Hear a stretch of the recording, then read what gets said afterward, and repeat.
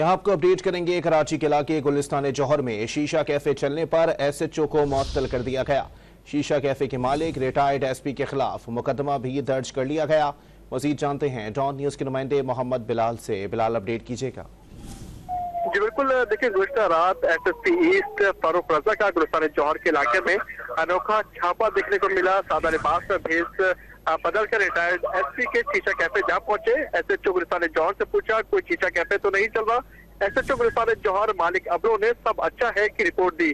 SHO Gulistan जौहर ने पुरानी video तक SSP को भेज दी। फारूक रजा ने SHO को कहा मैं वहां बैठा हूं, आप यहाँ आ जाए। SHO भागा भागा शीशा कैफे पहुंचा तो आला अफसर मौजूद था। मुनज़्ज़म जराइम चलने पर SHO को शीशा कैफे में ही मुअत्तल कर दिया।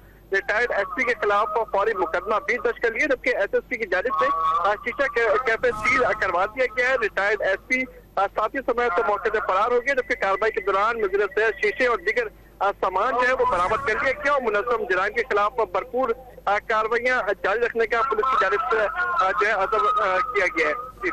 बहुत शुक्रिया मोहम्मद बिलाल खान अपडेट करने के लिए।